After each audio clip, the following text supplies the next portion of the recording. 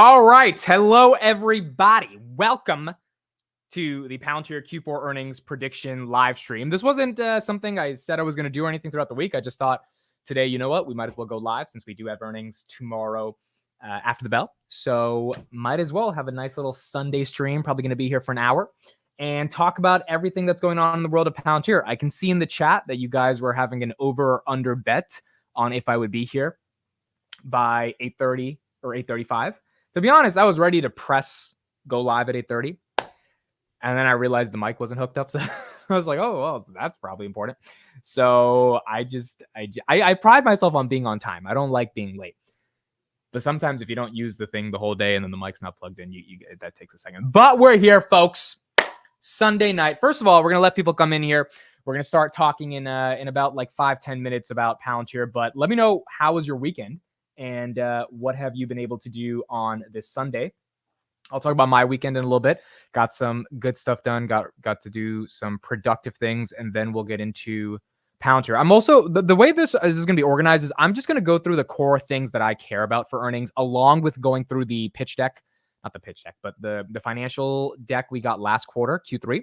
And we're just going to go slide by slide and look at the numbers and what we want to see different. And then obviously any questions you have in the chat, please put them there and we'll be answering them at the same time. So it'll be fun. It'll be good. It'll be cool. Get some drinks. I have some strawberries with me that I was supposed to eat in the morning for breakfast, and your boy's so damn busy he didn't eat the fucking strawberries. So they've been sitting in my room all day. I think they're fine. But if you leave strawberries out for too long, they can get bad. So we will eat these during this stream, and we'll talk all about Palantir, get relaxed, and we'll probably be here for a good 60-90 minutes. Keep doing what we got to do. Bruning, what's up? Watching Grammys in the background. Wow, you're actually watching the Grammys. Interesting. I know a lot of people have not cared about the Grammys for a while. I mean, I care about the results, but I don't care too much about the show itself. I think I used to when I was little, but now it doesn't get me that much. J-Pow was on 60 Minutes today. He actually said some very interesting stuff, so we can talk about that and the relationship about what he said and how it affects Palantir. He's pretty bullish on rate cuts. I mean, the way he was talking was like, yeah, you know, we know inflation's coming down. He just couldn't literally say we're going to aggressively cut rates. But the way he was sounding made it seem like he thinks the economy is in a very fine position. Unemployment is at 50-year lows. Economy's growing. It doesn't seem, he even said in 2000, you know, we're not going to have bank failures like 2008. He kind of definitively said we likely don't see that. He also said we don't need to see data that's better than the data we're getting. We just need to see if it's as good as the data, meaning like inflation data doesn't need to exceed expectations. It just needs to keep trending down, which means I think we're going to get close to that 75 to maybe 150 basis points this year. I think it will happen. So we'll see. J-Pow was definitely very, very excited about the interview and about interest rates and where they're ultimately going to go. Rather watch Myth than the Grammys. I appreciate that. Yeah, the Grammys are not that interesting anymore. What's your opinion on net dollar retention? Okay, so we'll talk about that. I'll put that on the list. Any topics you guys want me to talk about, just put them in the chat and I'll write them down so we don't forget them. Because I have extensive thoughts on what we're doing or what we're going to have to see tomorrow in order to make sure the stock doesn't tank. All right, so I also want to show this. Here is the official thumbnail for tomorrow. Okay, we're making this a big deal. I'm working with a new thumbnail guy. It's not a bad thumb, man. It's a nice thumb. I said give it the purple for carp. So this is going to be the thumbnail you guys click on at 3:30 p.m. Eastern. I don't care where you are. You're in your job. You're with your wife. It does not matter. 3:30 to 5:30 tomorrow. It's booked. Okay, it is booked. And so this is where you got to be. Whoa, we got a big super chat in the chat. Jason, the Victory Meta. Thank you for that $50.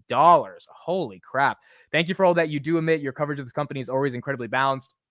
Let's go Palantir. Dude, I really appreciate that. That's a lot of money. $50 is a lot of money. If a video on YouTube makes $50 just on ad revenue, that's like phenomenal. So thank you, man. That really, really means the world to me. Thank you so much for that $50. Probably going into Palantirs. So you know that your money will at least be helping compound the stock you have. It's not going to go to like buy toothpaste or anything. So there we go. Thank you, Jason. Appreciate that. It means a lot. Okay. So let's get into quarter four. By the way, put in what you did over the weekend. Quick thing on what I did. Number one, we got this keyboard, okay, that came in from Amazon. Productivity hack, dude. Keyboard that holds your iPad. Bluetooth keyboard that holds the iPad. You put the iPad in, boom. you can start typing right away. It's incredible. It's absolutely phenomenal. I've already been like using it today. It's been amazing. You guys know we got carp in the background as always. We got to have carp in the background. So this has been great. I worked out for 3 days in a row. Worked out on Friday, then Saturday, then Sunday today. Your boy's actually been working out back to normal. We hit 155 on those puts that I had on my weight. So we're down from that 162 to 155. Goal is by the end of February to get to 145 strike on those puts. Then we'll be completely in the money. And so we're getting to that 145 hopefully soon by the end of February. All right, cool. Let's get into it. What do we expect for Palantir Q4 earnings? So, okay, VC. Right when I'm about to start. Thank you for another $50 super chat. I appreciate that, dude. I'll match. Add APCX to your fintech list. Thank me later. All right, so we're definitely going to check out APCX later. I'll put that down. But thank you, man. You guys do not have to put in the super chat. I mean I'm sincerely saying that, that your attention and your subscription to the channel, that matters more than the money, quite frankly. There will always be time to make money, but there is, I think, a little bit too much of an eager a lot of times by YouTubers to monetize versus actually build audience. And if you're in this for the long term, because you actually think you're good enough to be in this for the long term, it's about audience. It's not about money. So thank you guys for the super chats. It really, really, really means a lot to me. Okay, so let's get into Q4 earnings. I'm going to pull up the deck, okay? And in this deck, I want to go through it slide by slide, and then it's basically going to allow us to have the discussion that we want to have in terms of what's going to be happening for Q4. Let me just also pull this up here so we can easily set this here. All right, so this went here, and then this is right now, we're at 6 minutes. All right, cool. So here we go. Let's discuss. All right, so actually, before I even do the deck, let me just do high-level thoughts, and then we'll see what you guys say, and then we'll go from there. That'll be a little bit easier than going into it slide by slide. All right, so high-level thoughts. What do I want to see? I've been saying this, and you guys probably will think I sound like a broken record, but it is, it's pretty obvious what we want to see. Guidance. I was talking to one of my boys today. Big Ray, thanks for the $5 super chat. All right, I appreciate you, Big Ray. Thank you for the $5 super chat. Big Ray, big fan of the channel. He's been supporting for a very long time. Thank you so much for $5. Show us your I'm not going to say that word, but no, I'm not until I lose enough weight. Then you guys will see it. All right. So there's one thing that's on my mind, which is guidance for the operating margin, guidance for top line revenue growth, guidance for overall EPS growth. Why do those things really matter? I was talking to one of my boys today who's out in LA, and he was telling me he sold a lot of another company. I'm not going to tell you guys which company yet because it's not really public. He was just telling me in private, but he sold a lot of that company because he saw some problems in that company and he started allocating to different plays. One of those plays was Palantir. And the reason he's allocating towards Palantir is simply because he believes that management is going to get growth to be at a higher trajectory this year, and we're going to start to see monetization from AIP. Now, if we do not see that growth, if we do not see guidance coming in at 25 to 30%, it's going to be a very tough day for the stock, in my opinion. Why do I say that? Because until we get 25% growth, the valuation right now is going to be hard to justify, and the street's really not going to like the fact that Snowflake's growing this much, Datadog's growing this much, why isn't Palantir growing this much? My perspectives on guidance, and again, high-level thoughts, and we'll get into it slide by slide. My perspective on guidance is that if we come in above 20, the stock will stay stable, maybe come to the upside, but it's probably not going to go to the downside. Maybe it sells off, anything could happen, but more likely than not, if we reverse the 18% range that we're guiding for, which is about 602 million, I think we'll come in at 605 for the quarter, maybe 615 on the high side. And then we guide for a decent level of growth throughout 2024. Then there's not really going to be an excuse anymore from the street. You can't really complain about the valuation. You can't complain about Alex Karp. Like at the end of the day, if he's delivering growth, he's delivering growth. You definitely can't complain about GAAP profitability. You absolutely cannot complain about commercial revenue growth, because if we're at 25, 30% year-over-year growth in general, commercial in the US is probably growing close to 45 to 50. So there's really not that much to complain about outside of the fact that maybe international government is not doing that well. By the way, Palantir's up about 1.94% in the pre-markets right there on Robinhood. I mean, well, it's not really pre-markets, it's overnight trading. So overnight volume on Robinhood is 148,000. So take it for that, what it's worth, about 150,000 shares traded, up about 1%.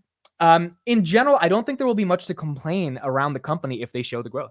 And so for me, my top line thesis around Palantir tomorrow is going to be, look, is it time to show us that you guys are actually growing? Because if it's not, then we will have to continue to remain patient as shareholders, and we will probably get juicier prices because, the stock market's at an all-time high. We're at 400 What are we at? We're at 491 on the S&P. QQQ is at all-time highs. SMH, semiconductor ETF, all-time high. I mean, NASDAQ's up 7% for the year. S&P's up 5%. It's in 1 month. That's after the October-November rally or November-December rally. So in my opinion, if Palantir has bad guidance, the market's likely going to have a little bit of a pullback. When is that going to happen? Who knows? Maybe that never happens. But more often than not, we get a 5 to 10% pullback at least once during the year, especially after such a big rally. Palantir at 18 is not going to be the same if the S&P is at 450. Given the S&P is at 490, right? You might see 12 or 13. What saves that, and also what makes it very easy to buy the dip, is if management says, hey guys, we're growing 25% this year. That's a big step up from 17%. That's a way big step up from 13% 2 quarters ago. And it justifies the fact that this is a compounding network effects business that is growing phenomenally in the way that it needs to grow. Even if it's not growing at 30, 40, 50%, it's growing enough to justify that the thesis is working. And that's why top line revenue growth rate to me matters so much, because if the thesis is not working, then you gotta, give it 2-3 quarters and be like, all right, what's going on here? But if the thesis is working, even if the growth is not, hyper scaling levels of growth, which is what you want for a company like Palantir that's only worth $35 billion, right? You want it to grow at those levels that Google, Amazon, and Facebook were growing at in the very early stages. Even if it's not there, as long as the thesis is somewhat intact, because, we're seeing some growth, then I think the street's going to be very happy. But for that thesis to be intact, I think we need to see 25%. Now, my expectations are 22%, and I think that'll be okay. But I've talked to a lot of people in the Palantir community. Like, I talk to at least 10 people every single day about Palantir. Different people just all across the world that I've connected with. And they have pretty much said the same thing, because I want to make sure my opinion is not crazy. I want to have my own original opinion, but I also want to make sure it's not that far out on the island. And everyone I'm talking to is like, yeah, the growth has to be there. Now one fund manager who manages about 40 million in Texas that I talked to the other week, his argument was that the growth is going to come because the company is so exciting and the stuff that they're doing is so interesting and so differentiated that the growth will be there. But the street's not going to respect them until the growth is there. So the buy the dip argument to me is if the growth is somewhat there, 19 to 22%, but the street tanks it, and that would mean customer count also has to go up, which we'll talk about customer count in a second. And that's a buy the dip. If it gets to 12, 13, 14, 11, that's a real buy the dip because it's coming. But if it goes to, 12, 13, 14 and growth is 17% for the year, it's like, all right, dude, at some level, you could even argue that 15 is overpriced if the growth is barely 20%. And management doesn't expect it to be higher than that.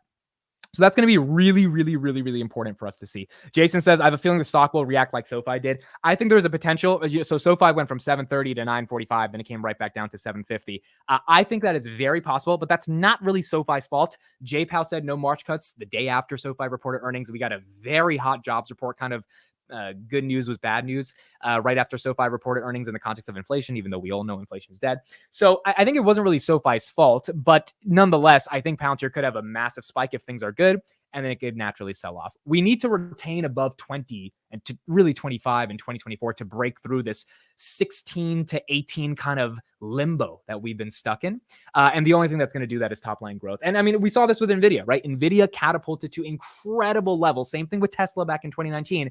When they showed the effing growth. Until you have the growth, Wall Street will not take you seriously. And once you have the growth, they still might not take you seriously, but they're going to have to buy your stock even if they're upset. Because what else?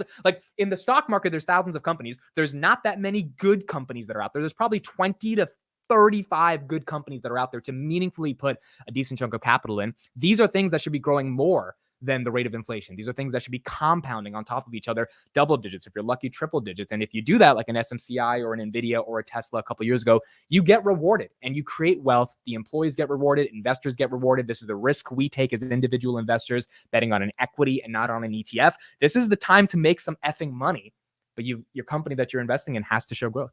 And so that's going to be the exciting thing to see for Palantir tomorrow, is if they actually show us that growth. Okay, cool. So let's get into the actual slides. I want to go through each of these slides and then we'll go through them one by one and have a discussion here. So let me show this. This is from Q3 slides. And let's do it this way. Let's put it. Does that work? Yeah, that should be good. You should be able to see that there. Okay. So first thing, Israel. I think the Israel conversation will be there tomorrow.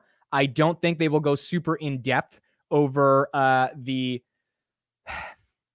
really what's happening in Israel. I think they're definitely making some money off Israel. I don't think it's going to be enough for them to like talk about it tomorrow, nor do they want to disclose that publicly. But they'll probably discuss Israel. Maybe some analysts will talk about Israel and ask them about defense spending. This will get into a broader question about international government growth, which I'll talk about in a bit.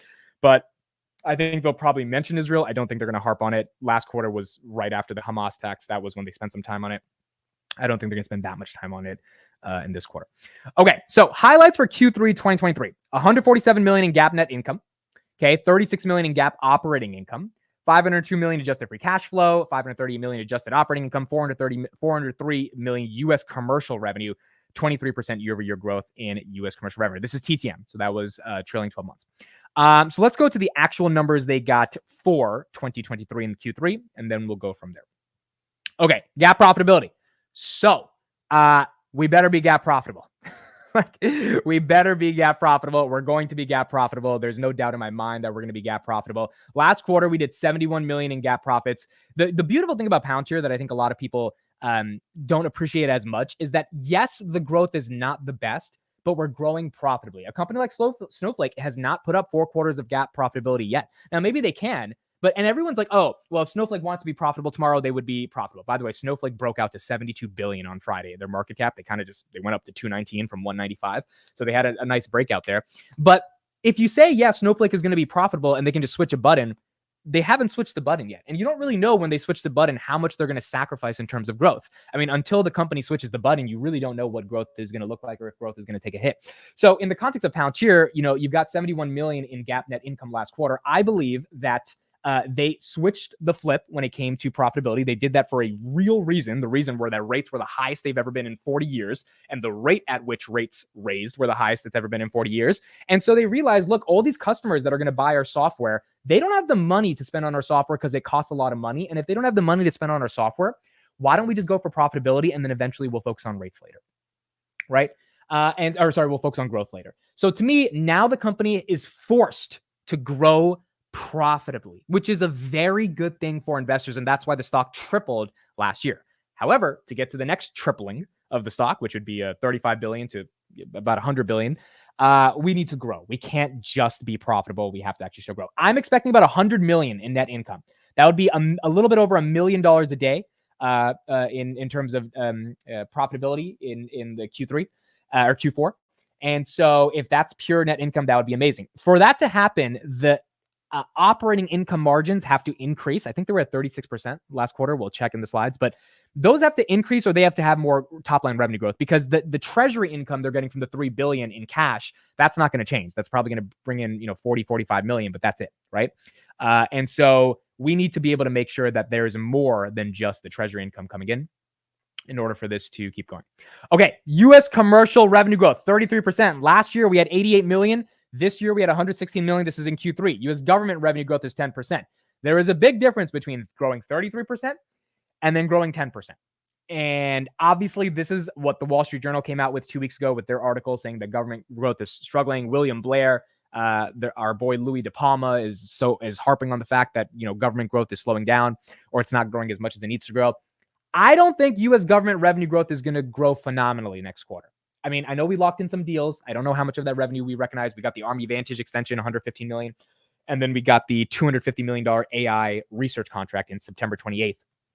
And then we got a couple of deals here and there from the NIH and stuff like that. But I don't expect it to grow, significantly, but I do expect it to at least grow enough where it's above 10%. And even if it's not, that's okay. The question becomes, will management give us a little bit of a better picture on how they expect U.S. government revenue to grow? Now, with U.S. government, you have to be very patient because sometimes the government gives you a lot of money. Sometimes the government doesn't give you money. It's kind of like a game of push and pull, but they have confirmed $886 billion of defense spending. The money is there. The question is does the government have the appetite to actually give that money into AI, ML, tech, etc.? And if they don't, then it's not going to be the best. If it is, then it's going to be, a lot better of a situation. U.S. commercial revenue growth up 33%, 88 million to 160 million. That's probably going to grow, in my opinion. Probably going to either be high 30s or get close to 40. I think without SPACs, Karp said this is closer to like 52%-ish overall commercial growth. So I think this is going to be good. This is going to be our shining star. We'll talk about AIP monetization in a second, but if we can legitimately monetize AIP, or at least show that we're going to monetize AIP throughout 2024, even if Q4 did not monetize AIP per se, we're going to have top line revenue growth of 25%. If we don't, then it's not going to be the best situation. All right. So government revenue growth year over year was 12% last quarter. Commercial revenue growth, 23%. Again, that just needs to be higher. Now, here's my perspective on this. I think the way we get out of this situation is if commercial revenue growth is so strong that it subsidizes the government growth, right? So even if government growth is not that strong, if you give it 3 or 4 quarters where commercial revenue growth is expanding, that can subsidize and give Palantir enough time to figure out what to do for the government revenue growth. I have a theory on what they can do to massively expand their government revenue growth, even if they're not going to get from the US, and I'll talk about that in a second. But I think they need about 3 to 5 quarters in order to make that happen. So growth rates in general will come down for the overall company. But if US commercial and commercial writ large is expanding, then it really doesn't matter in the context of government, because they have an anchor of the business that's taken them to the next level. And if they can just etch out 25% top line growth, then I think the street's going to overlook that as well. So total revenue growth, 17%. Again, if we see this number tomorrow for guidance, not for Q4, but for guidance, we're effed. I will say this again. We are effed. You will have some people on social media that are like, I think I'm very bullish Palantir. I make a video about this every day. My entire channel is dedicated to them, but I'm not delusional. And this is the one thing I like to give myself a little bit of credit for, because there are some Tesla people that are, when I hear them talk, I'm like, you are absolutely delusional. Like, you have no idea what you're talking about. If we see 17% revenue growth for full year 2024, the stock will tank. It is just that simple. We cannot justify these multiples on the stock. And the reason that we have these multiples is because there's so much damn interest from retail and institutional, because Palantir is the most, in the words of Karp, eclectic companies in the world. It's exciting. People care about it. People want to invest in them. I get DMs all day from people from France and Germany and Slovenia and Spain. People care about Palantir across the world. It has captured the imagination of investors on a global scale. So that's why we have the premium on the stock already. So if we don't put up the growth numbers at some point, Wall Street's just not going to let this fly anymore. There's only so much retail can be excited for the stock. So it's not a deal breaker in any sense of the imagination if we come in below 20%. I just want people to be ready for the fact that the stock's not going to do well if it's below full year 2024, 20% year over year growth and guidance. Ideally, again, we get to that 22%, and that would be a lot better. Bruning Imagery, aka Dieter, thank you so much for the $50 super chat. You said, thanks for having some of the best cadence on this app. Let us know the financial space. Please remember your time, wisdom, and ability to present is extremely valuable. Thank you so much, Bruning. I'm sorry I'm saying that wrong. That's probably in a different language, but that means the world to me. We got 3 $50 super chats so far today. So thank you guys for that. Again, it means the world. I'll reiterate what I said before. You guys don't have to send the money. Your attention here means the world to me. I'm in this for the long game, not in this for the short-term monetization. So thank you so much for even spending your Saturday night with me when the Grammys are on. And, you could be spending it with your family, but you're here with me. I know you guys you told the girlfriend, we're going to have some fun, but we got to let Amit talk about Palantir first. And that means more to me than anything. So thank you for the super chat. It means a lot. Okay, cool. So total revenue growth. Average TTM revenue per top 20 customers and billings. So this, I think, will go up. And the reason I think it will go up is because of the deal we just announced. And the deal we just announced was Coles. Okay, Coles supermarkets in Australia. I'm sure you guys probably saw that video that I did on it. And if you didn't, it's on the channel. But that deal was just one of the most amazing deals I've seen from Palantir. And the reason that deal was so interesting is because 840 stores, or 850 across Australia has a population of 26 million people. So 850 stores across that entire population. That's pretty big. It's almost like 5,000 stores in the United States for a population of around 300 million people. That's a big deal. And Cole is going to leverage Palantir platforms, including AIP, across its store operations to better understand and address the workforce-related spend, integrating 10 billion rows of data. This is a 3-year deal. Company does $43 billion in revenue per year. This is a deal that's likely 10 to 20 million a year for Palantir. So when you have clients like this that you're closing, and I'm assuming this is not the only one, even if this is the only new one that's public, that TTM revenue for top 20 customers should go up. Maybe it gets to 57 million, 58 million. But we're going to see that number go higher quarter over quarter because our top 20 customers are likely spending more money with us.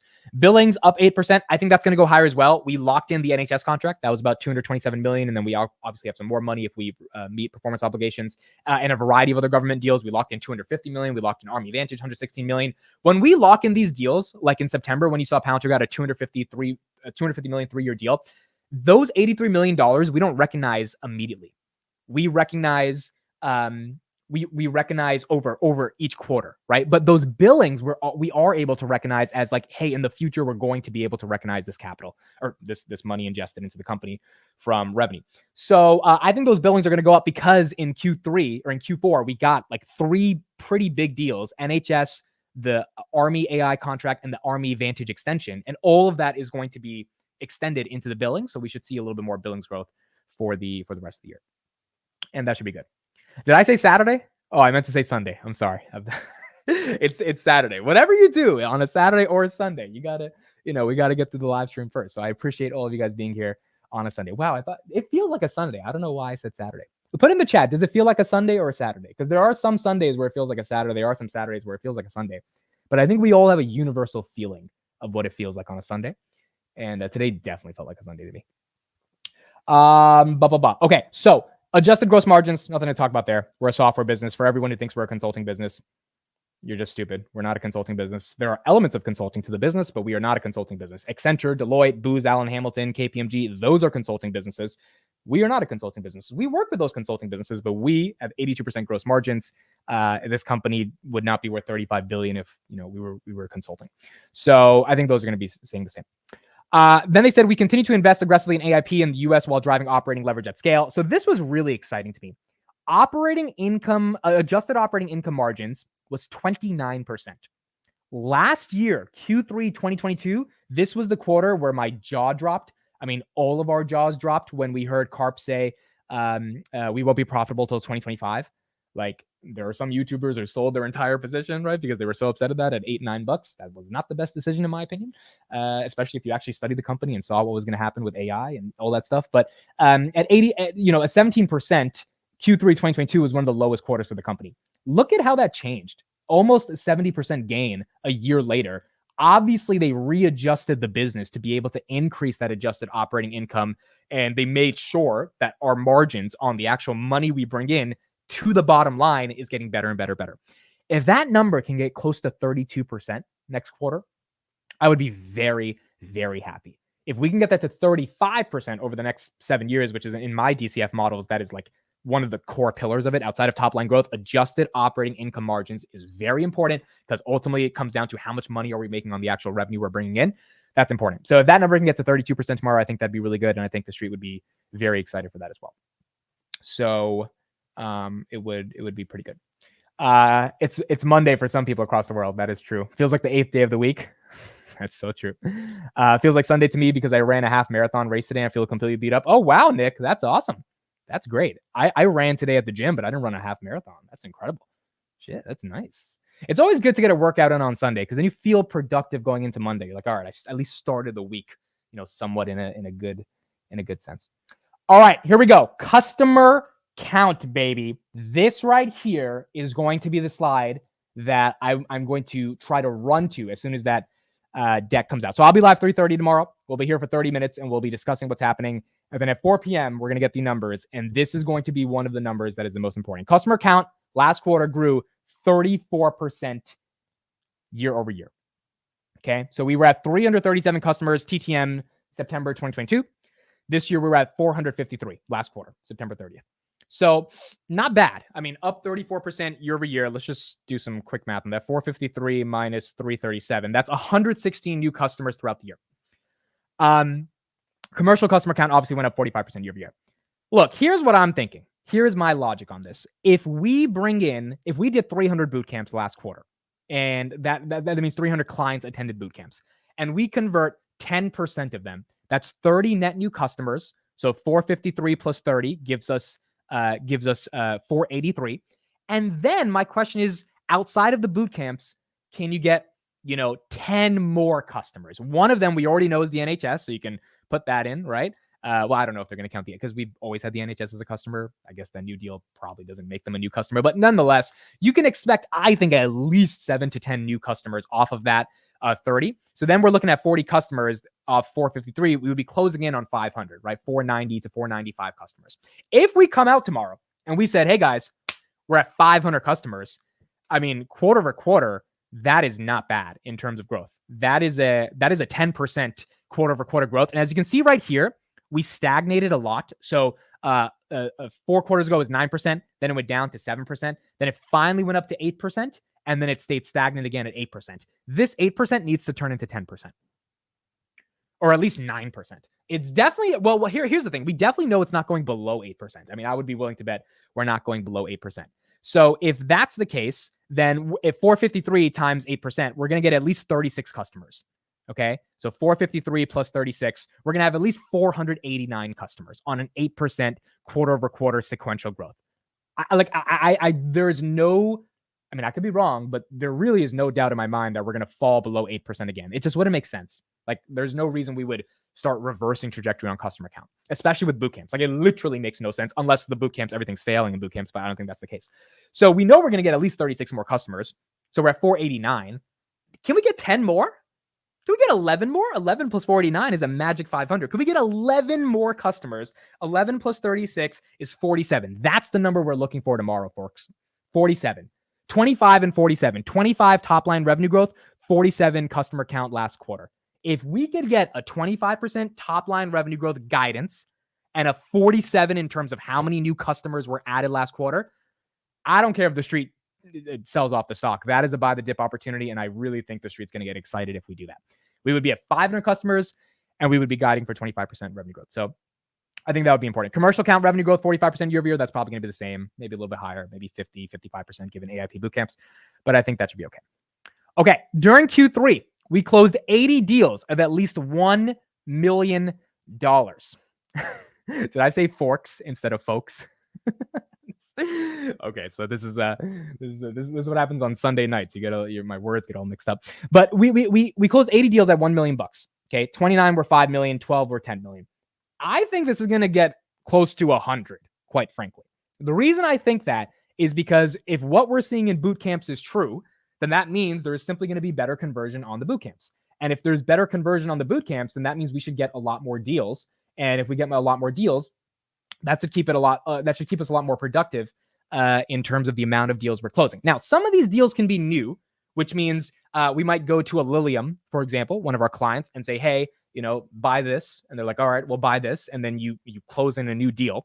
So that would be a new deal, even though that's with an existing customer. But I think this is going to get closer to 100 deals. The quarter before this, it was like 65, and then it came up to 80. So I think that's going to increase as well.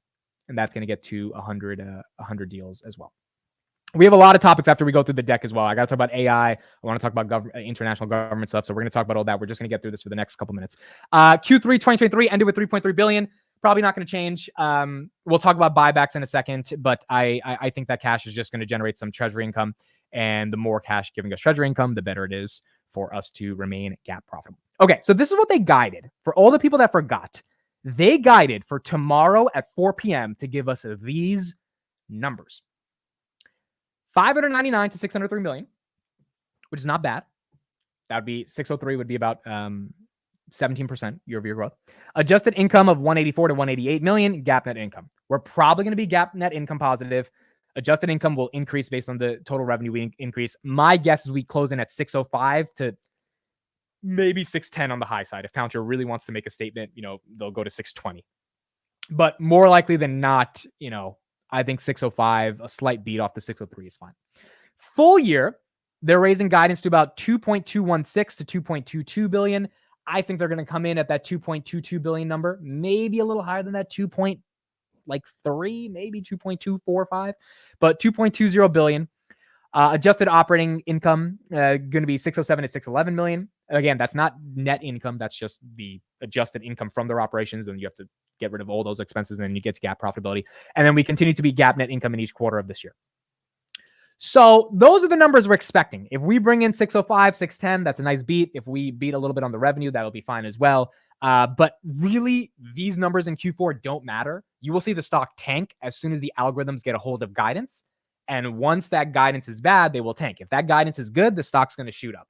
To me, that's how this is going to go. It's going to be a singular type of price action once we get the guidance numbers and the algorithms get a hold of that, because they're going to be able to determine, if the multiples make sense based on the guidance or if they don't. If there's a small beat or miss on the Q4 revenue, it really won't matter.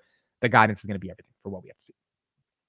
Okay, so those were all the slides, and those were the core things that I want to discuss in the slides. Make sure you put your questions in the chat. If you have any questions, I have a bunch of other topics I want to talk about, but those are kind of the core things that we need to see on the number side.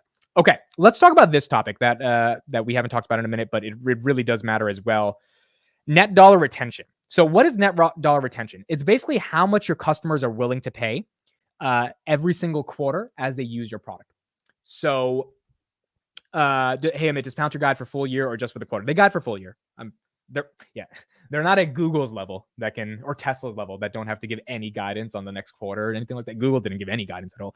They will be guiding for the full year. If they don't guide for the full year, that would be very weird. But they're going to give some guidance. I'm most likely it's going to be full year and Q1. So net dollar retention is how much your customers are willing to pay for you consistently as you sell them your product. With a software business, you want to see net dollar retention go higher. Why do you want to see it go higher? Because that means that your clients are willing to buy more products and services from you. It's kind of like the average revenue per number. It's going to be after market close. It's kind of like the ARPU for like Netflix or for Facebook, right? So Facebook has ARPU in North America of like, what is it, of like almost $45 a person. Like if you're using Facebook, you're worth almost $45 to $50 to Facebook every quarter, which is why they don't want you to pay a subscription, because if you only pay $15 a month and you don't get any ads, they don't get to make as much money off the ads, right? So the ARPU means the more you use Facebook, the more Facebook gets bigger and better, and just it shows you better content, the more you're likely to engage with advertisements. Your average revenue profile goes up. You want to see that go up. Same thing with Robinhood. Robinhood's average revenue per customer right now is $80. At the lows of 2022, it was $56. At the highs of 2021, it was $121. So investors want to see that number go up. And net dollar retention is kind of the same thing. It's like, how much more can we get out of BP, out of Tyson, out of HCA Healthcare? Like, how much more can we get from these guys by providing them more services? Now, you might be asking, well, with a software company, you just buy the product once and you're done. But with a Palantir and with a lot of these other clients, they can continuously sell different versions of their product. They can continuously expand. So for example, HCA, I think, is using Palantir's AIP and Palantir across 40 different hospitals. They have a lot. They can expand that to 100 hospitals and then 150 hospitals, and then they're paying more for that software. Well, if you're paying more for that software, that net dollar retention, at least for that client, should be going up. Net dollar retention has come down from 125 to 107 over the past 5 quarters. And that's not good. And Palantir is also hidden that in the fine text of the small text of the pitch of the deck. And so they kind of are embarrassed by it, I would argue, because if you're saying your product is that good, you should be able to sell more of it. I think if net dollar retention starts going to the upside, so we go from like 107 to maybe 115 tomorrow, I have no idea what it's going to be. Quite frankly, I honestly don't know what it's going to be. But if there's anything close to that, 115, 120 level, then I think they would show it off, because they would be like, all right, we're starting to reaccelerate our net dollar retention. And that's off the backs of monetizing AIP. And we'll talk about AIP in a second, but that's going to be really important. So net dollar retention is another number a lot of people sometimes forget about. That is one of the most important numbers. I think Snowflake's net dollar retention is like 137%. So we got to get the NDR up. If the NDR is not up, then it's going to be hard to argue that monetization at scale, or at least AIP penetration of monetization in the existing client base, is working if net dollar retention is not going up. Cool. So that was net dollar retention, and then we'll talk about the next thing. Amit, does your sweater say fried chicken on the back? It'd be dope if it did. No, it just says, oh, that would be funny, Kentucky Fried Chicken. No, this is when I went to in April. I went to University of Kentucky. I was there for like a work trip thing, and so one of the clients I was with, she bought me this hoodie, which is super dope. It's not really a hoodie; it's just blue and white. I like blue and white. Blue and white has always been one of my favorite color combinations. So if it said fried chicken, though, that would be funny. I would want that type of a sweater over this one.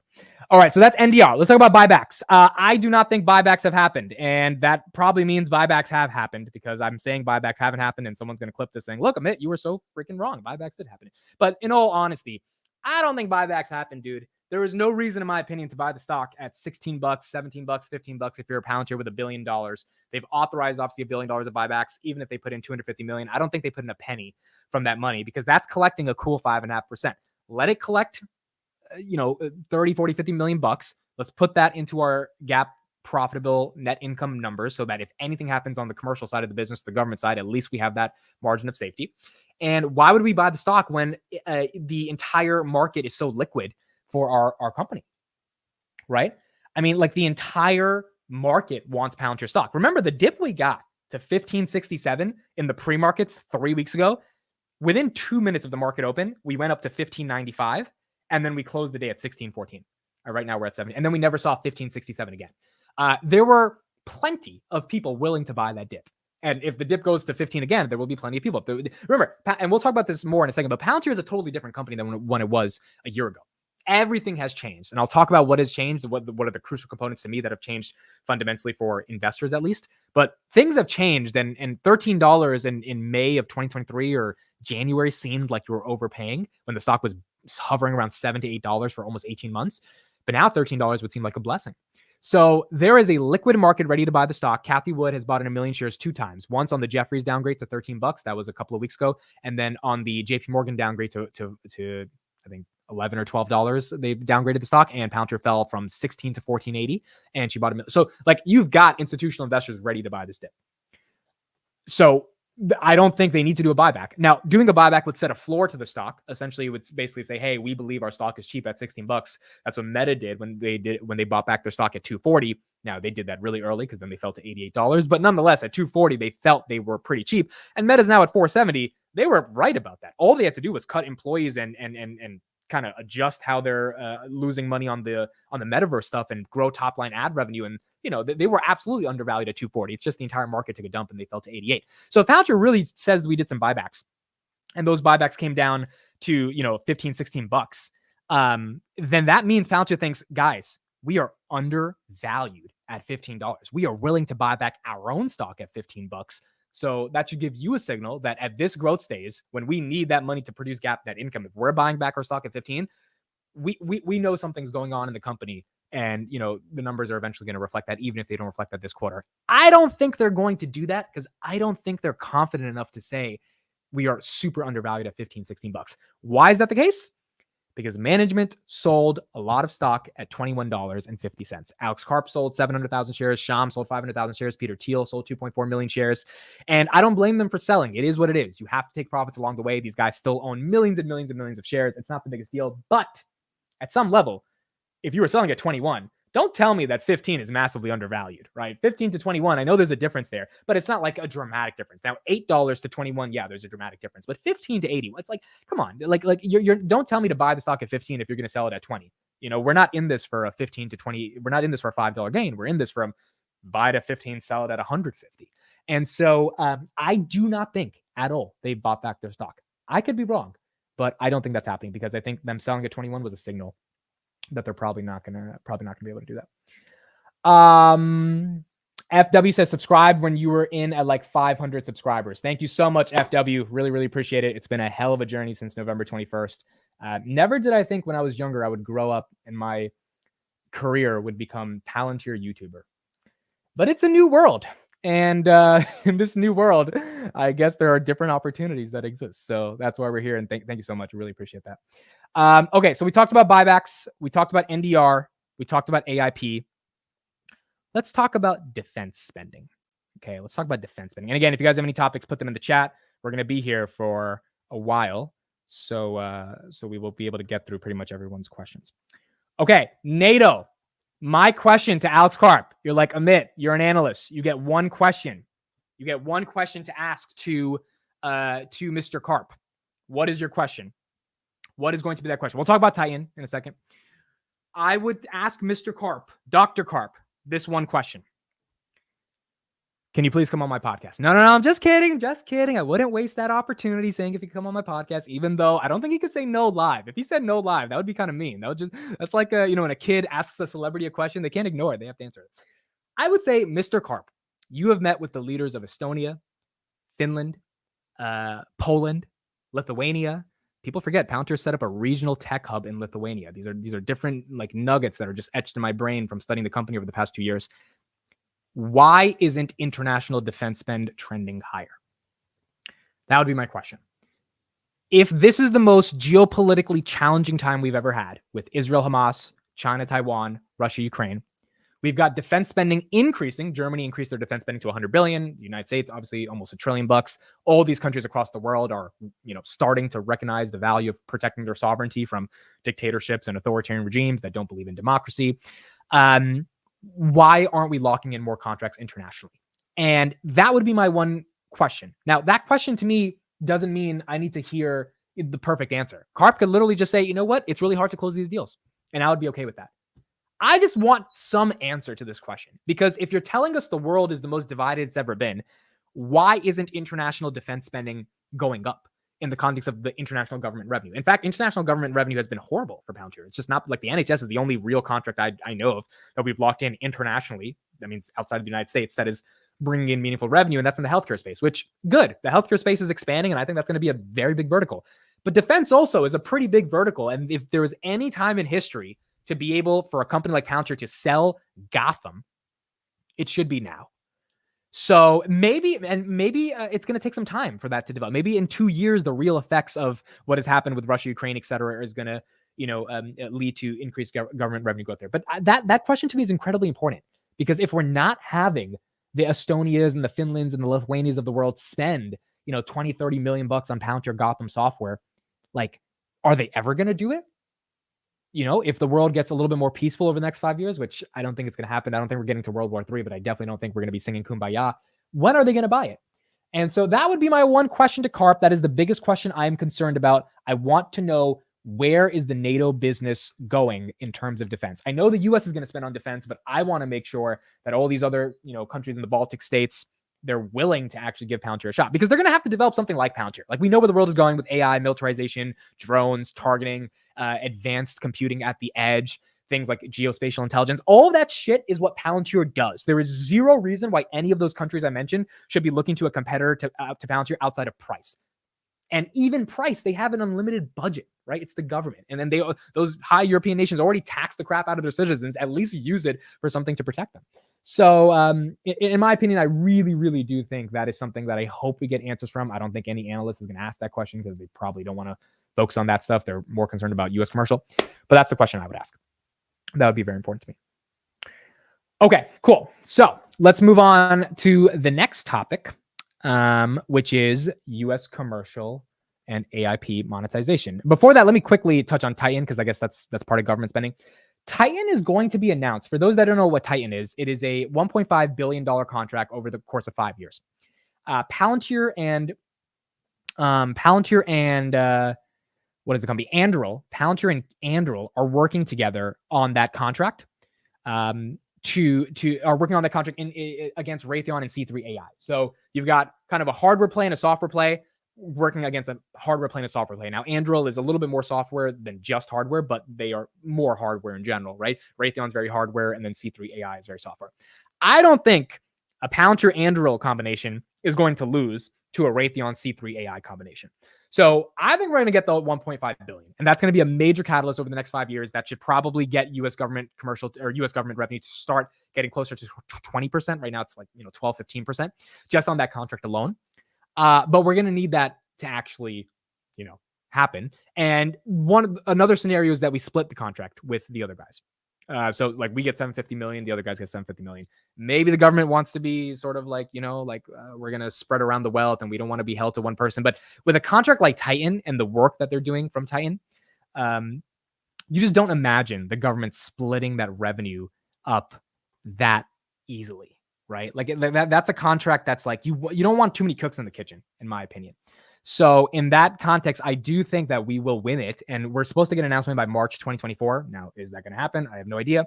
Titan is tactical intelligence targeting axis node. So Palantir already got 36 million to build a prototype for this in July 2022. Now it's time to get the $1.5 billion deal. And I think that's going to happen probably in March. I don't think Raytheon and C3 are going to get it. If anything, we split it. But that should be happening soon, and that's going to be a big catalyst, along with S&P 500 inclusion, which both of those things are probably going to happen closer to May 2024. And that can also create a lot of excitement and momentum and just raw catalyst for the stock.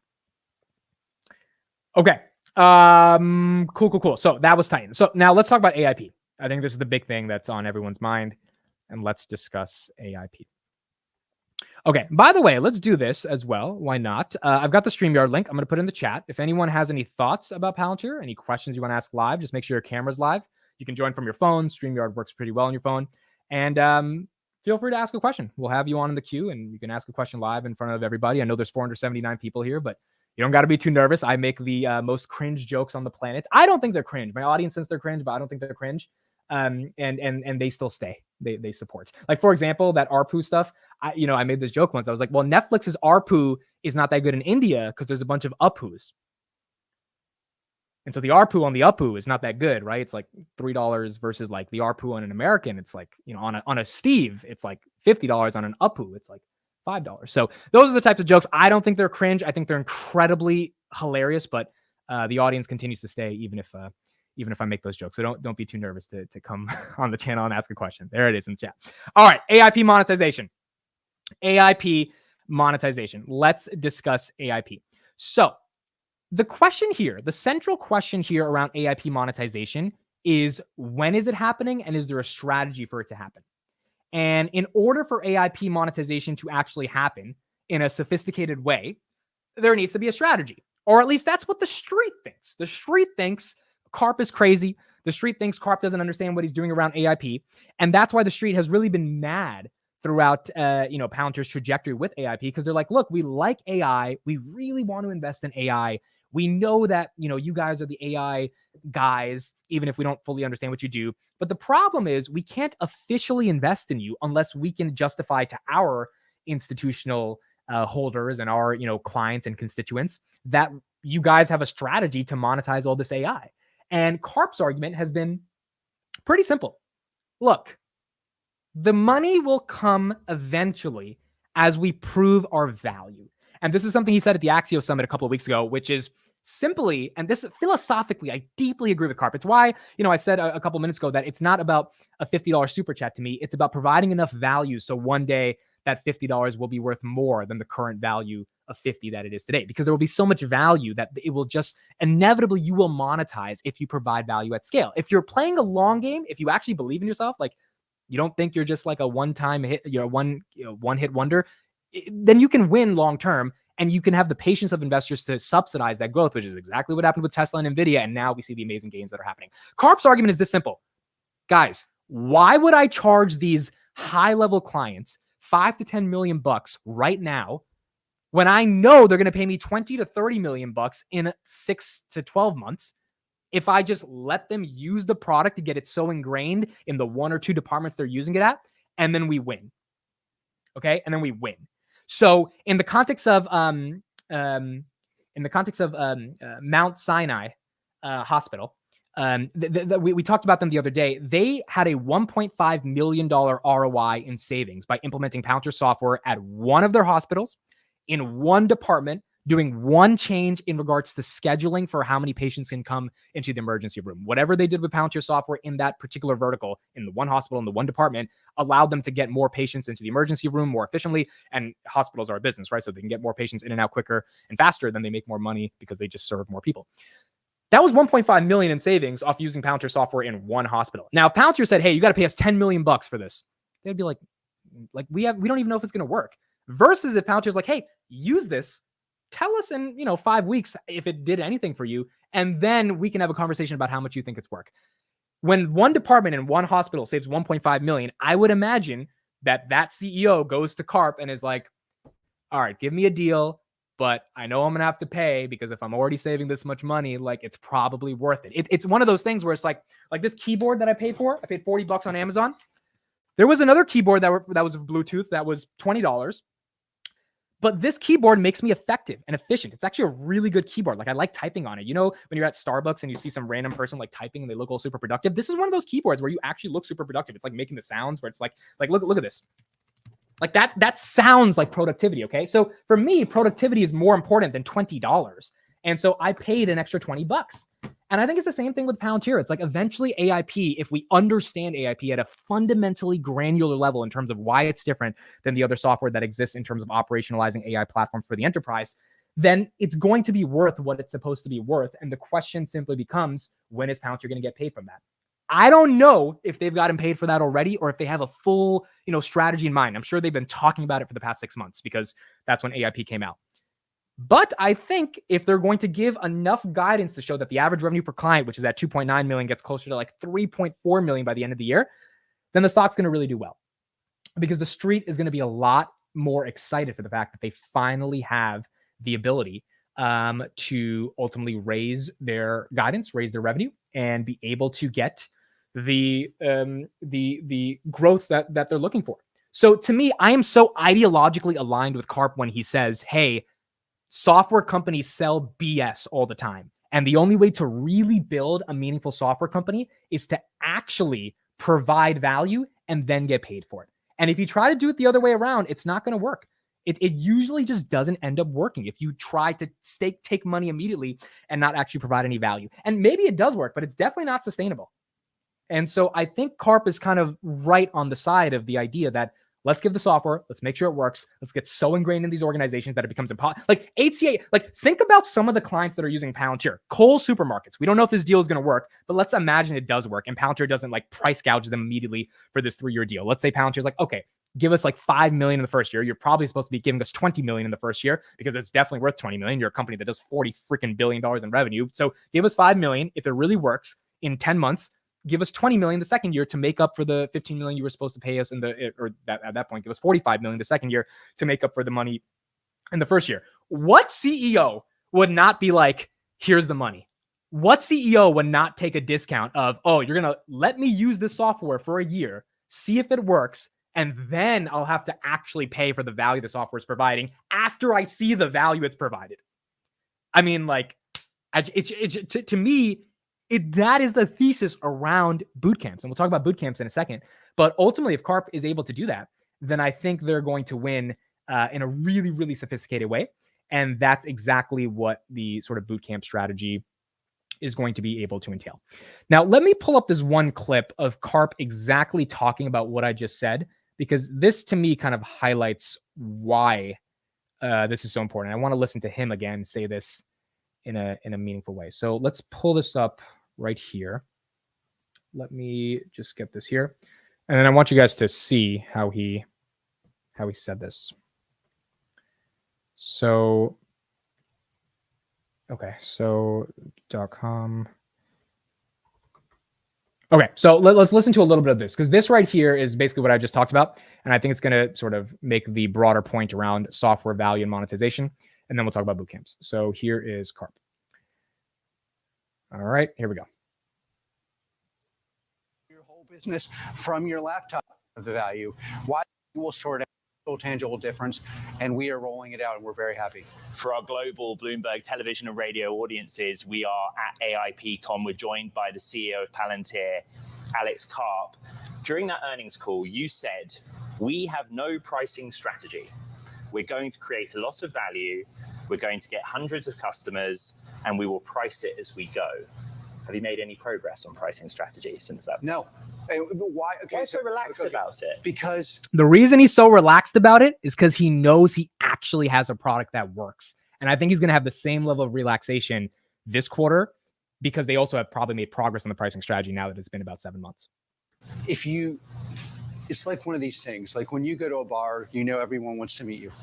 Do you have a pricing strategy when you go to the bar? No, you're like, oh, I'm cool. I know we have the best product on the market. I know customers will pay us fairly. I know that it's much more valuable than anyone will understand until they install it. And we will sort out. To make it like slightly academic, I believe in Pareto optimization.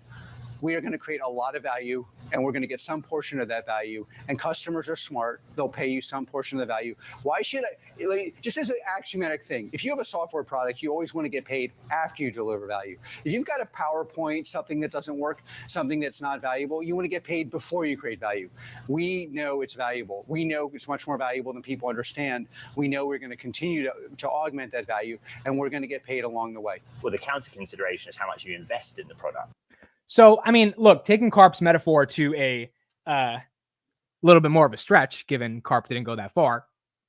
If you're at the bar and you approach a girl, okay, you don't go up to her and say, hey, you want to come home with me? You've got to provide value, okay? Like, you got to really, I mean, maybe you're a stud that can just say, hey, and you want to go home, and like it happens. Like, kudos to you. But the far majority of us have to put in a little bit of work, okay? And a lot of that work, at least for me, comes down to, you know, charm, being funny, trying to make some jokes, like just trying to like start a real conversation. And then you get into the monetization of, hopefully you're not actually paying at that moment at the bar, but you get what I'm saying for that. So this is what I think Karp is talking about. He's like, look, if we know we've got the best thing, if you know you can get the girl, you don't have to immediately ask. You don't have to immediately ask for the money. You like let things play out, and then you get it on the back end. And it's very, very important, I think, for software companies, or if you're invested in software companies over the next decade, for this thesis to play out. Because if you're invested in a software company that is still using, you know, let's take the CEO to a dinner and try to buy him a $700 bottle of wine and like a, you know, a golden steak with Salt Bay coming on and putting salt on the steak. Like, no, dude, that's not going to work. That's an old model of selling. And this will transition us into boot camps in a second. Palantir's obviously pioneered a brand new model to sell, which is product focused. And as a result of that, the money should come. Now, the downside to this strategy, the simple downside to the strategy, is that if you don't have a monetization strategy, so for example, right now Palantir does about $2.9 million on average per client. If you take all their clients, divide them by 453, that's the number of customers they have, they will make $2.9 million per client. Some clients are giving them 100 million, some clients are giving them 500,000, right? But it averages out to 2.9 million. The street wants to know, when does that go up to about 3.7 million or 4 million or 4.2 million? Like, when does that happen? And the only way we can model out in our fancy discounted cash flow models is by knowing how much you're charging for the product, you know, like what incremental margin does it give you on an increase when you sign a deal? They need to have all these variables to be able to come to these conclusions. I'm not trying to defend Palantir in not giving that information. I'm trying to say this is a little bit more creative than it is mathematical. And in the context of creativity, just like LLMs, which we should talk about that as well. Shit, fuck it. Let's put that on the list. We're going to talk about LLMs because I've been playing around with LLMs. I have a lot of thoughts on those. It's about being creative versus just being strict and rigid. So when in the context of AIP monetization, Karp can't tell you, hey, we're going to get HCA Healthcare and we're going to charge them $4 million. But like, he doesn't understand that yet because he doesn't even know the value of the software in the context of that organization. Why does he not know the value of the software? Because he just gave them the damn software. Let them use it for 6 to 7 months before he understands and he gets a real good grasp. And probably in 6-7 weeks, he will get a real good grasp of how that software is being used and why that software is being used in a meaningful way. I think given the bootcamp strategy, and I think given the AIP conferences that have happened, they've seen AIP is fundamentally differentiated in operationalizing AI. If that's the case, the money will be there. As investors, it is a little scary to take the bet without knowing exactly how the money will be there. But again, that's why you're investing in a $30 billion company and not a $3 trillion company like Microsoft, right? Everyone that's here is investing in Palantir for a reason. And that money that we're investing for a reason is because, look, we think that there is a broader opportunity. There is simply more, you know, even if you don't go to the website, we are all seeking alpha in Palantir. And if we're seeking alpha in Palantir, then that means we have to take disproportionate risks than in Microsoft or Google, which had a crappy earnings for Google. So you don't always know. The people who invested in Tesla, I mean, this was, you know, Elon's package got canceled by that Delaware judge. Absolutely insane decision. That was a travesty for American capitalism for that judge to be able to actually do that. But the Model 3, people did not know if it was going to work. When he was actually on the factory lines in 2018, it was because most people thought it was going to fail. And that's where you had Jim Chanos and all those other guys shorting the crap out of the stock. And eventually it ended up working, which is why he got the compensation package. But those Tesla investors could have easily invested in Apple. Could have, you know, they could have invested in a lot of other safe plays. You know, the iWatch was selling, the AirPods were doing billions of dollars in revenue for these little, you know, devices that they pay Chinese kids 5 cents an hour to be able to make. So their margin is like 170,000%. So you could have easily invested in that, but you took a disproportionate risk and invested in Tesla. And even if you didn't know what was going to happen, it ended up working out.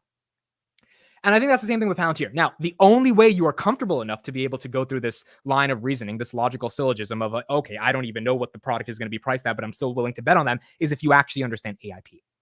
And I think that should get us into the conversation around LLMs right now, because maybe a lot of people haven't had time to really research LLMs. I have been spending, quite frankly, about 4 or 5 months trying to deeply understand what the hell a large language model is. So maybe this will actually be insightful for a lot of people and give you a better understanding of why I do think AIP is worth as much as Palantir says it's going to be worth. Before we do that, let's take a little break. I've been talking for an hour straight. I got to look at these comments. So we're going to take like a 10-minute comment break. 537 people on a Sunday. Thank you all for being here. Means the absolute world to me. We got Palantir Q4 earnings tomorrow, 3:30 p.m. Eastern Standard Time. And we're going to have a lot to discuss tomorrow. So let's get to some of the comments and then we'll move on to the LLM topic. Let me put that here in the description. All right. What are the comments? Did you guys like the Apu joke? Were you roasting me in the Apu joke or no? Was it good? Okay. No one liked the Apu joke, but it's okay because you guys didn't leave. So obviously the Apu joke was not the worst thing here. I came here for Amit's pickup tips. Well, I mean, maybe we have to start a second channel for that. Amit should be on radio. I feel like YouTube is the new radio to an extent, right? It's a massive scale distribution. There's an algorithm there, but I think it is somewhat type of a radio. Pratik Sharma says 46 by end of year. 46 would be about $95 billion market cap. It is possible.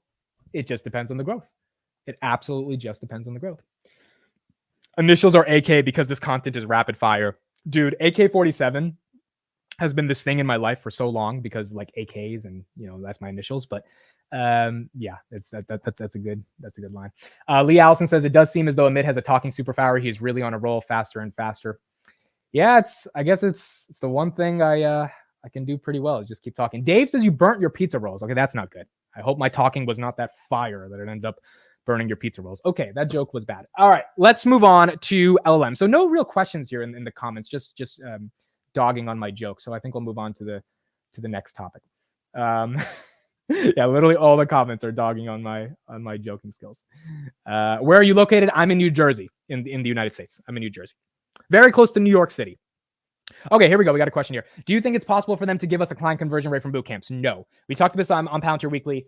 They're not going to do that. The reason they're not going to do that is simply because of the fact that, well, if they do that, they're giving away some proprietary information, and their competitors that are trying to do their bootcamp strategy is also going to know, okay, well, Palantir's converting 35% and we're converting 25%, and we're not that bad from Palantir. Then we can use this data to sell to the junior engineers that we're pitching, like, hey, Palantir is only this good. Like, so that data is going to be proprietary, but we will know from the customer count how much is going. Like, if they get 90 customers tomorrow, that's a 30 to 35% conversion rate, because the only thing they're doing to sell is boot camps. Like, they probably have some other sales tactics, but boot camps are the core strategy.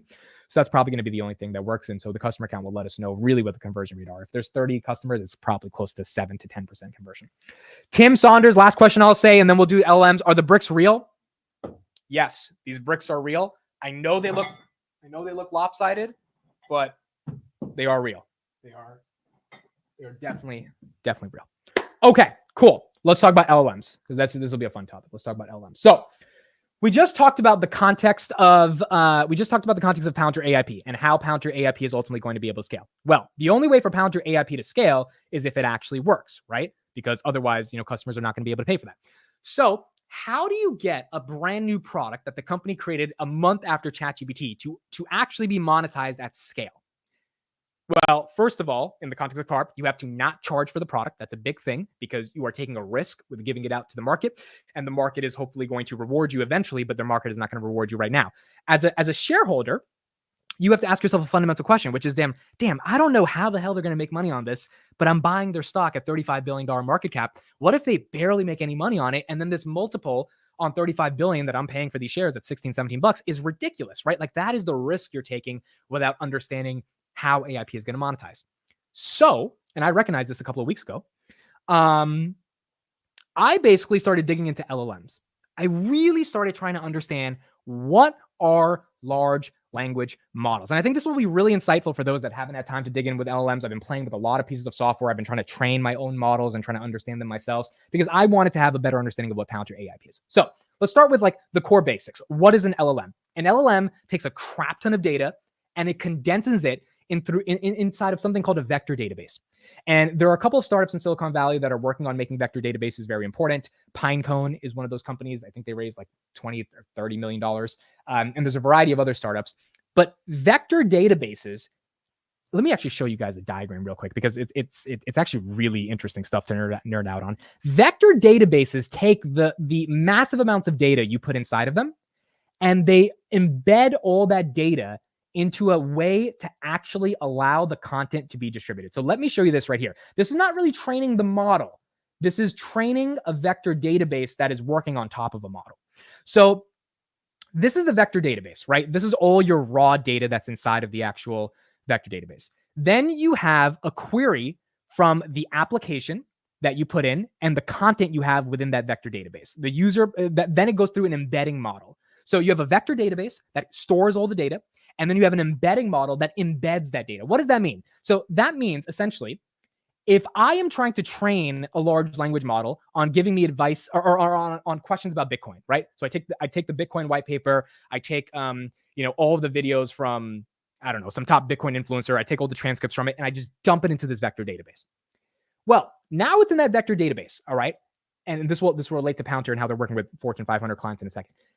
Now that vector database has all that data about Bitcoin, and a user is going to ask a question like, what is a Satoshi or something, right? You put that into the LLM. You type that question in. That's what the user query is. In order to get a result, you have to embed all of that data inside of the vector database in order to find particular hashes between vectors that connect to give a cogent answer. So, for example, just because the word car and bar are 3 letters and they're kind of similar, because car, bar, you take away the C, you take away the B, you have the AR left, car and bar, you could say they're like similar words. They sound similar, but they don't mean the same thing. Bar is what I go to pick up a girl, and then car is what I use to drive in order to go to the bar to pick up the girl, right? Totally different concepts. But then you have a word like car, and then you have a word like automobile. Now, automobile is a much longer word, automobile, right? Much longer word than car. When you look at both of them together, like car, automobile, they mean the same thing, but they don't sound or necessarily look the same. What a vector database is doing, and an embeddings model within that vector database, is trying to figure out, how do I find the relationship between car and automobile, even though they're vastly different words, to put them together so when a user asks a question for a car, for example, that those two words, when they're put together within the vector hashes, I can spit out a query that actually makes sense. Now, car and bar sound the same, but if car and bar are vastly different in terms of their vector hashes, then if I put them together, I'm going to create a query, a result to the end user that doesn't make any sense. So when you type in something into ChatGPT, this is basically what's happening. It's trained on all of this data. It's inside of a vector database. All these vector databases are running these vector hashes through an embeddings model to try to understand what is the best result we give to the end user. Josh said, bar is where you get a rejected. Car is what you get arrested for driving after drinking at the bar. That is also a scenario that can happen as well. Kelly says, I just don't understand why you're picking up so many girls. I'm not picking up so many girls, Kelly. I'm going to the bar that you're at, and I'm going to make sure that I pick you up. So that was the whole context of this example. Anyway, that's what a vector database is, and that's what an embeddings model is. Now, how does this relate to Palantir? When Palantir is building AIP for a client, they're going to the client, right? They go to BP. They go to BP, okay? And they say, hey, BP, we're going to have you use AIP. BP's like, all right, let's say I'm Karp and I'm talking to the BP CEO. The BP CEO is like, all right, we're probably going to pay for AIP. We're going to give you a ton of money, but like, can you tell me a little bit of what you're doing? Karp says, okay, you have a crap ton of data. You have data in marketing and sales and financing and the actual oil rigs and drilling and this and this and that. I mean, you have a trillion different things that you're trying to do in the context of your company. It's one of the largest oil companies in the world.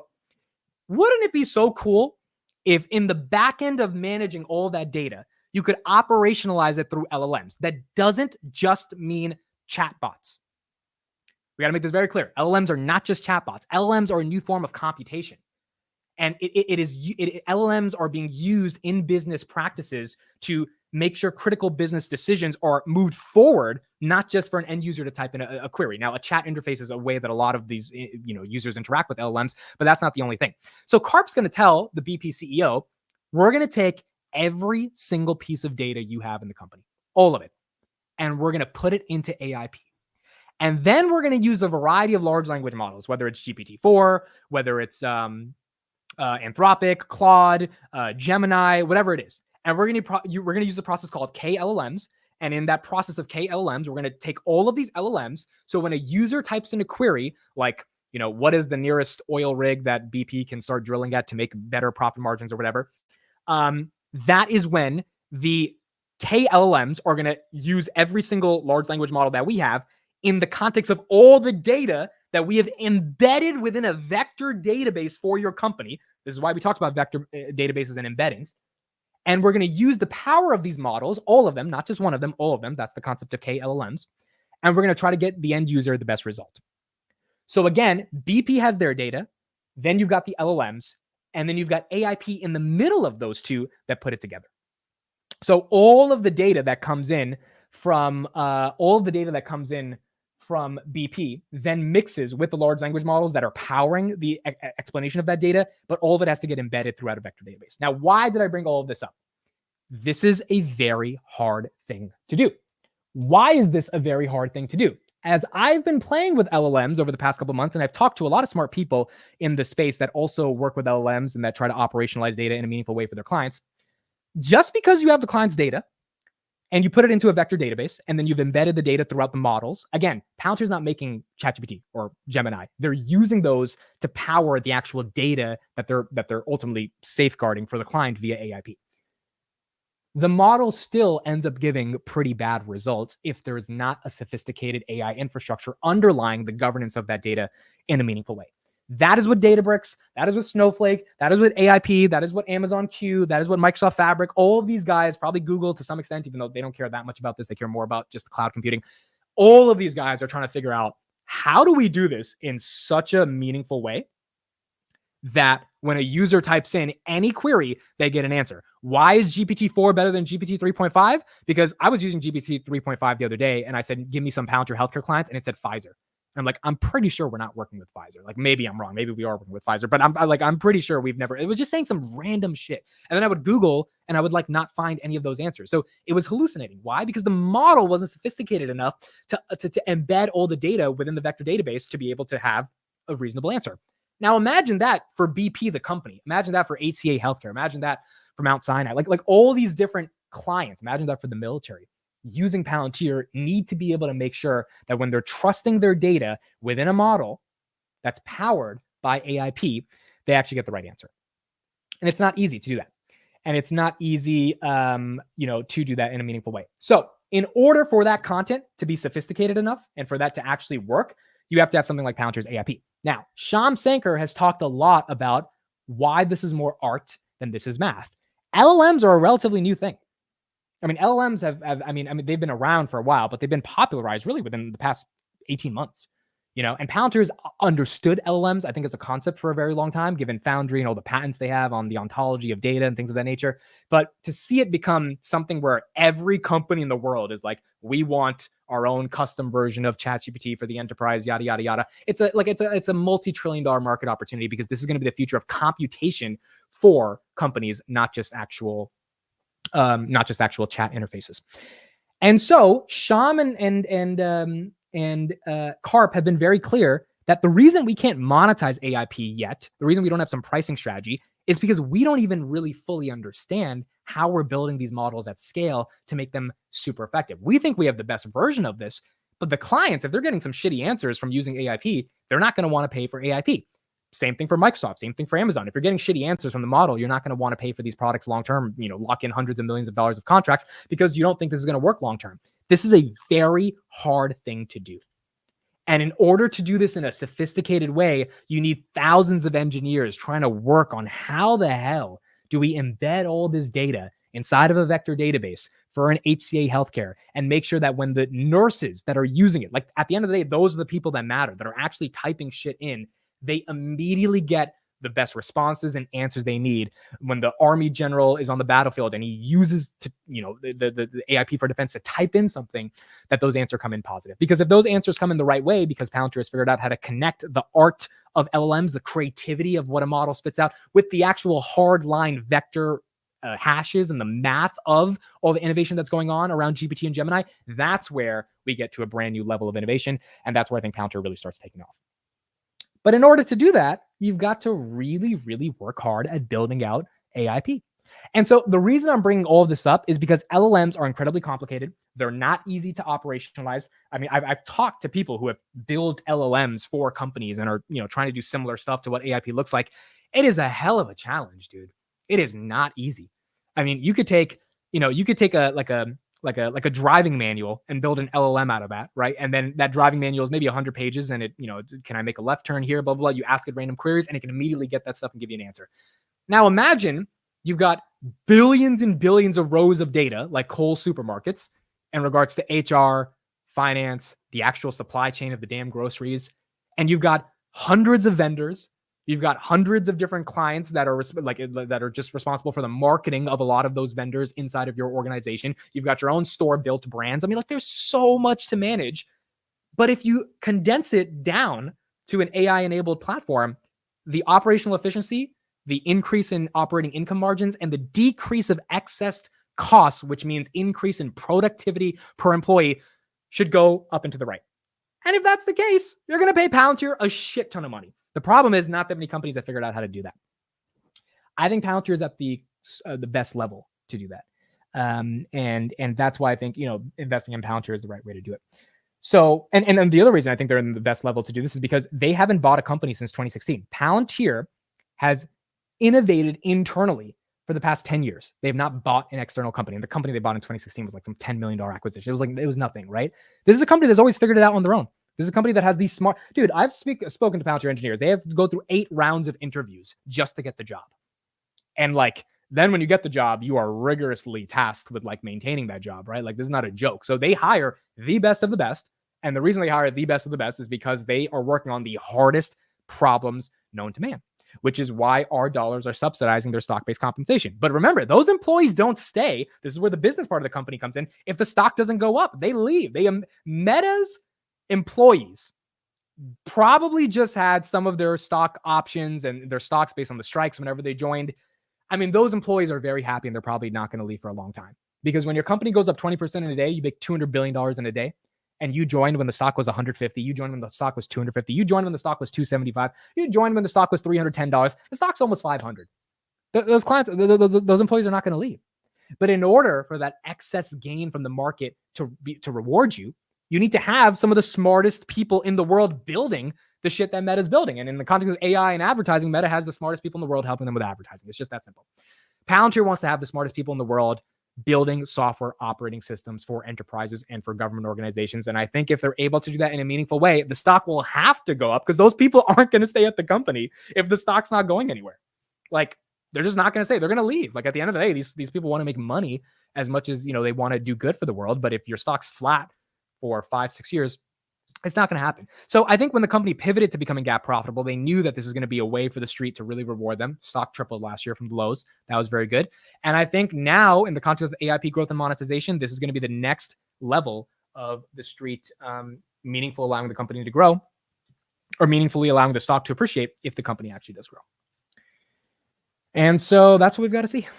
That's what we've got to see. Tesla bot software is 10 interviews. Look at that. It's not easy. It's not easy. I mean, but again, Tesla, Palantir, all these companies are very, very difficult to be able to get into. Maybe AIP is a strategy to get companies to buy Foundry at this point. This is a very good comment, Noodle Savage. The answer is 1,000%. So I know, and CodeStrap has said this publicly, you cannot access AIP unless you already have Foundry. So if Palantir gets a client that's interested in AIP, that client has to buy Foundry, because AIP is just using the ontology of your organization to be able to give you an end result via all the things that it goes through, i.e. LLMs, to be able to get the answer. So from my understanding, if you get AIP, even if you don't literally pay for AIP, you are absolutely paying for ontology, for Foundry, the ontology, which is then going to lead to some incremental revenue. The question is, how much does that grow over time for those clients that are using AIP and Foundry? So it's definitely very important. DP says, do we have any idea of what AIP monetization would look like? I do know that I would imagine they have a pay-as-you-go type of model, because Palantir already introduced pay-as-you-go, what is it, like 10 months ago with their data mesh product. So I would imagine, if a user is typing in queries into Palantir's AIP, Palantir is charging a very small, 0.0000 whatever cents on that query. And then AIP is doing a bunch of computation, which Palantir has to pay Amazon or Google or whatever their cloud provider is to do that computation. And the delta between what they're paying for the computational power and the end user paying for that query, the spread in between that, is Palantir's take rate. I would imagine that's something of a way on how AIP is being monetized. Some you probably have just like flat $10, $20 million deals. Others you have pay-as-you-go models. So I think maybe we'll get some clarity on that tomorrow. But if we don't, I would think those two are the ways that ultimately Palantir is making money off this thing. And the more people that are using it, obviously, the more money that they'll be able to make. Amit, do you think a company with an extremely gifted IQ and disciplined employees is going to stop at nothing, even ignoring the morality due to a lacking EQ? Okay, so your argument here is that do you think employees that are very smart and disciplined are going to do whatever the company wants them to do if they ignore morality because they don't have emotional intelligence versus intellectual intelligence? I think it's possible, right? Like, I think there are some people that just want to make money and they're going to use their intellect in order to be able to make money. I mean, look, you could argue that this is not my opinion. This is the opinion of other people. I'm actually a fan of Meta, but you could argue that there are people in Meta that are very smart and they know how to implement advertising with AI at scale, but they don't really think about the effects that that model has on, kids and everyone who uses the product. Again, that's not my opinion. That's what some people say. So yeah, I'm sure that there are plenty of people in the world that are very smart that want to make money and they don't give a shit about the emotional or purpose-driven mission of the company. I've spoken to Palantir employees, and I think those Palantir employees actually care about the company. Like one of the Palantir employees I was talking to, he's an engineer, just phenomenal engineer, really smart guy. He told me that like people at Palantir laugh at the people that work at Google. And the reason they do that is because at Google, you're working on like getting someone to like be a better lab rat and click on a blue link in a better way, right? So you can make money on pay-per-click advertising. I mean, that is Google's model. That's their business, right? I'm investing in Google. That's what we're investing in. Whereas at Palantir, I mean, just the very essence of the mission you're working on is so much more sophisticated and so much more real. I mean, just think about the healthcare sector alone. The shit Palantir is doing for the NHS, that is going to save millions of lives and billions of hours of wait time and backlogs for people to be able to get their health checked. Like, what would you rather work on if you have some level of wanting to have purpose in your life and you're intellectually gifted in the context of software engineering? Do you want to make people click on links so that you can make money off advertising, or do you want to save an entire country healthcare system, like, and make money at the time while you're doing it? I think it's the latter. So the people that work at Palantir, I think they have a particular level of arrogance, and I say that in a positive way because they know what they're working on is just more important than a lot of the other engineers working at these other tech companies. And as a result of that, I think that is going to drive the company to their next level of growth as long as they can continue to motivate those employees. But people are greedy. Those people will not stay unless the stock goes up, dude. If the stock's flat at $16 for the next 5 years, within 2 years, those people are gone. I mean, even when the stock was at $7, it was really, I'm sure a lot of employees were like, well, I like defending Western values, but I also like money. You can care about purpose until you got to pay your rent.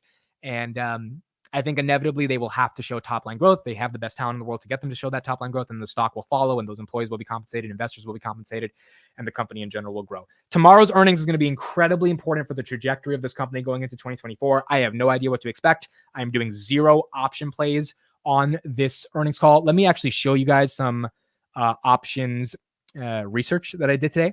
So I don't know if the market is super bullish this week either. These are the $18, $19, $20 strikes on Palantir. So $18 call expiring February 9th, which is in 5 days, is 16,000 are open. The $19 call, 11,000 are open. And the $20 call, 10,000 are open. Now, just because they're open doesn't mean this is necessarily bullish, right? Because the market makers could also be selling those calls, so that technically they think it's not going to get to that level. But in general, when you have that many contracts, there is at least, even if you take 40 to 50 to 70% of those open interests and say they are long or short dated calls, those are people betting on Palantir doing well. It's not as much as if you look at something like PayPal or Robinhood. You have like 80 to 90,000 contracts open for the week of their expiration on their earnings. So it doesn't seem like there is a massive level of the street or retail investors betting that this earnings is going to get us to 18, 19, $20, which I think is actually okay, because that means the company will be able to just perform, show their numbers. Expectations are not to the moon, right? And having those expectations calm down, getting 20 to 22% growth, getting 10% increase in customer count, giving full year guidance of, maybe 24 to 25%. And then ultimately saying, hey, we're just going to keep executing, doing what we got to do. AIP is going well. Boot camps are going well. If we can scale boot camps 10% month over month, we did 300 boot camps. Now we're doing 330. Now we're doing 390 every month. And the conversion on that is closer to 20 to 30% in terms of those customers. I think it's going to be a very good year for Palantir. And I think we are higher than we are right now at the end of 2024. But that needs to happen. And tomorrow we will see if that does happen. All right, folks, that's it for me. 90 minutes on the dot. 500 people. You stayed with me for 90 minutes. Thank you all. That means the absolute world to me. Here's the one plug I will give myself. If you would be so gracious, I have a Substack, an email newsletter. Please subscribe to that. We're trying to get that Substack to about 3,000 subscribers. We're almost there. I think we're like 150 away. This is a free email newsletter every single day. You'll get it at about 10 p.m. Eastern. So if you don't get to catch the video I make every day, if you don't, just feel like watching a video, this is a 5-minute newsletter. Read it every single day, and you instantly get updated on the world of Palantir. So yeah, that's it. I'm excited, guys. This is going to be a fun earnings. If you put a gun to my head and said, Amit, are they going to do well? I think they're going to do well. And I could be wrong. This is just me taking a shot in the dark. The only reason I say this is because I think Karp has been excited over the past few interviews. I think Sham's been excited. I think the overall sentiment of how the company has presented themselves has been very exciting. And I think they're going to say that they're going to grow this year. And if they don't, then by mid-year, I expect the guidance to go higher. But even then, I do believe we're going to get some stronger guidance than what the street expects at 17, 18%. If we get close to 22, 24%, that's amazing. Anywhere from 25 to 30, we are back in high growth tech mode. Right now, we've been low growth tech, but profitable. We need to get to high growth profitability.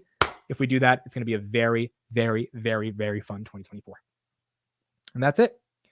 That's it for me. Thank you, everybody. I appreciate it. It means the absolute world to me. We will be here 3:30 p.m. Eastern Standard Time tomorrow.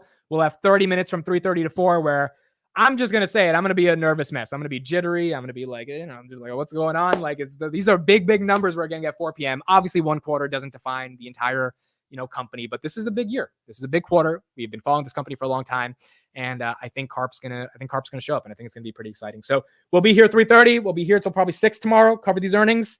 No matter what you do, make sure you try to tune in, and we'll go from there. That's it. Thank you, everyone. Have a great Sunday, and I will see you tomorrow at 3:30 p.m. I'm not doing it alone. Arnie and Vince will probably be with me, so we'll have Arnie and Vince here as well. All right, everyone. Good night. Have a great Sunday. Sweet dreams. And I'll see you tomorrow. Make sure you dream of Karp or something. We need a lot of dreams for tomorrow. I'll see you guys tomorrow. Good night.